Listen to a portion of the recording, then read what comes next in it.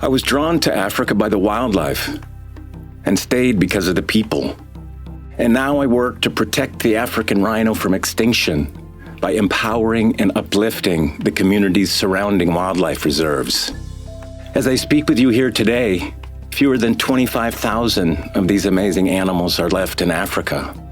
The number killed each year by poachers is now greater than the number born. My name is Matt Bracken. Sometimes in life you have an experience that changes the core of how you see yourself in the world. I had that experience the first time I traveled to Africa in 1984 as a 12-year-old, joining my dad and grandpa on a safari to Tanzania. Our first day on safari, we came upon a massive bull elephant. I watched this elephant in his natural habitat in awe. Something was awakened in me during that moment. The majesty of Africa's landscapes and wildlife, combined with the amazing local people, became something I was determined to share with others. So in the early 2000s, I joined an African safari tour operator and began my career in Africa. In 2007 to 2010, I was spending a lot of my time in South Africa, the same time that rhino poaching in that country was skyrocketing. I witnessed firsthand the decline of a species and realized that extinction was not far behind. So in 2011, I made a decision.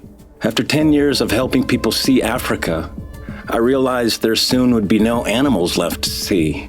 I wanted to try to do something about it. I took leave from my job and became the first American to graduate from anti-poaching ranger training in South Africa. I became a soldier whose job was to stay between the rhinos and the poachers. Poachers who since 2007 have managed to kill more than 9,000 rhinos in South Africa alone. Left unchecked, it's only a short time before the rhinos are totally wiped off the earth. We called it a rhino war, wore camouflage, and carried automatic weapons. As a result of this militarization of conservation, over 1,000 young men and women on both sides have been killed in a wildlife reserve since 2008. I remember catching my first poacher while in training, and it was not what I had expected. The poacher was an old man, illegally fishing in the wildlife reserve. He was wearing tattered clothes, sandals, had no gun, no axe to hack off the rhino's horns. We popped his bicycle tires and left him there. I was naive. Now, after years of being immersed in the subject, I realize how the militarization of conservation is often turning local people against wildlife and against conservation. Every poacher or suspected poacher killed creates more and more anger and resentment towards the wildlife reserve and conservation efforts. Community elders already know all too well the collateral damage poaching creates at the core of their communities.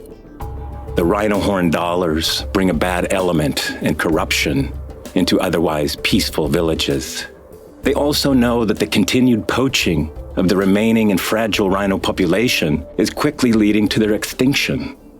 But they also know of a positive path forward, and that has started us on a new journey and confronted us with a new challenge. How can we help the people and in turn save the rhino? So in 2014, I founded the Wild and Free Foundation with the mission of protecting African rhinos by empowering and uplifting the communities surrounding wildlife reserves. To make a clear statement, to let leaders in the community know we were serious about helping, that we were listening, that we were in it for the long term, and that we were determined to create positive change sooner rather than later. The goal was to create real action, to change the script that had been in place for several generations, to help the community rewrite its own story. It's important to note that we are not saving the communities. We are simply providing the horsepower, connectivity, and expertise to help the community accomplish goals it cannot otherwise achieve. We listened to community leaders and talked with anyone interested. The consensus was clear. lack of activity and opportunity for young people, and an education system that went only through the 5th grade were holding the community in a negative spiral where poaching or helping poachers had become a more and more normalized way out. The baseline for building trust and demonstrating commitment in the community, it turned out, was not to build out educational or financial opportunities right away, as we had expected. Instead, the first step toward change and proof of our commitment and integrity was to build out a soccer league. The reasoning was simple and practical, according to community leaders. The league would be a solution that would directly engage the whole community. And if the league was a success, leaders reasoned, we could more easily build on that platform of trust and inclusion to introduce new educational and economic opportunities. With that blueprint, we developed plans and models with the community, and we launched both a women's and a men's soccer league called the Rhino Cup Champions League, with the tagline created by the community, "Young people free from poaching." As the leaders had hoped, the league provided new opportunities for women and men in every age group. Because the soccer league had successfully generated new opportunities for the same people the poaching kingpins had traditionally recruited for their poaching teams, we knew we had to deal with the kingpin issue. They were out there on the fringes, watching, and they remained a concern. A contact of ours was able to arrange a meeting for us with 2 local rhino poaching kingpins. We were invited to have a conversation with 2 of the poaching world's local power brokers. We braced ourselves for the possibility of hard-knuckled pressure to stand down, to walk away, to shut down our work. "We see what you are doing, your soccer league," they said. "Our young people need what you're doing, and we want you to know that." To be clear, these guys are not heroes of our story. They are opportunists who have exploited young people and the rhino. They were not offering any regret or a recent moral transformation. They were, however, acknowledging a new reality. Fewer rhinos meant longer hunts, more poaching teams, higher risk, and much higher costs, all of which placed their business at greater risk. And they knew the community was becoming intolerant of the poaching and the corruption it has brought to the villages. And they were recognizing a generational truth. Younger members of the community who had experienced the damages of poaching to their family and friends were determined to find a new, positive path forward. This meeting was not a signal that poaching would come to an end, but it did signal that our journey to bring sustainable change was now more achievable than ever. People are ready for change. I'd like you to meet Camilla. Camilla is an inspiring 17-year-old and a gifted, gritty competitor. Camilla is the top goal scorer in her women's soccer league.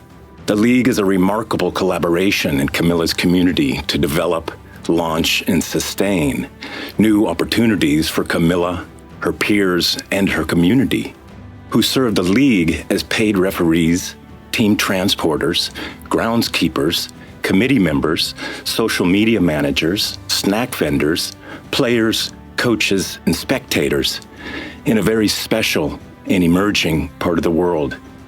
She joined our women's league and immediately became a star. Talented, determined, outgoing, and gritty. Camilla was the first woman to win Top Scorer Award and the prize money to go with it, along with the respect and recognition of her teammates and her fellow competitors in the league. But it didn't stop there. Camilla was also recognized at her school and across her community. Camilla's a big deal. This picture captures the moment she received her prize money as the league's top goal scorer, the first money she has ever earned. Camilla could have spent that money on most anything. She could have bought clothes, shoes, a new phone, or simply put it into savings. So what did she buy? School supplies. She wanted to help her parents buy her school supplies. That was another huge moment for us. but not entirely shocking. Camilla's choice as a leader among her peers captured the truest and most deeply held value of education, bound into the DNA of this community. Her choice both validated and defined the challenge ahead. I have worked in this part of the world, in Southern Africa, for 20 years, as a guide, as a soldier, and now as a servant. And I am on a collaborative journey to empower Camilla's incredibly unique but underserved community with the tools and opportunities to define a new and positive trajectory for themselves and for the irreplaceable and endangered African rhinoceros that Camilla's community stewards. My team and I have built a strong foundation of trust, understanding, community collaboration, and success. Now, we are seeking to drive meaningful new investment in our programs, and that is why I am speaking with you today. I am looking for investors who share a passion for opportunities to challenge and positively overcome the negative drivers that crush underserved and overlooked, but resourceful and powerful communities. I believe we can join together to build on our existing community work and accelerate sustainable and positive impact on thousands of people and the African rhino population. That was not possible just 5 years ago. What is different today is that 3 related key forces are now in play that provide a pathway to truly deliver this meaningful impact. The first is social. There is growing awareness across society that talented, creative, and diverse people, whole communities like Camilla's, are falling farther and farther behind the opportunity curve, creating an unnecessary set of inequities and triggering catastrophic realities that echo across generations when we do not act. And second is economic. Thoughtfully staged investments to bring access and opportunity to underserved communities that can thrive are incredibly low when compared to the mountain of money being spent on the militarization of conservation. And the third is technological. The technologies to bring high-quality internet, educational portfolios, and economic opportunities to rural communities are now available at a relatively low cost, enabling us to scale lasting positive change through sustainable education and economic opportunities. That brings us here today. The League has tremendous momentum, and the inclusive impact has been widespread. We are seeking to fund fundamental organic change in Camilla's community and communities like hers throughout Africa, to build long-term inclusive new opportunities while dramatically lowering the potential of poachers. That investment would be used in the following ways: ongoing support for and growth of the Rhino Cup Champions League, the foundation of action, trust, and commitment on which we will layer new educational and economic opportunity, a community news and job opportunities hub, and training and operational support. We are seeking your support to help us build on the proven community development platform we have created, to extend and accelerate that work, so together we can create positive change for Camilla and the powerful but underserved and overlooked community where her determination, leadership, and grit inspire our ongoing commitment. We had started as soldiers, and now we were working to serve. We had worked to build trust. We had delivered on our initial promises. And now we had the chance to unlock the true potential of the community we were serving with educational and economic opportunities. And through that work of uplifting people, the chance to save the African rhino from extinction.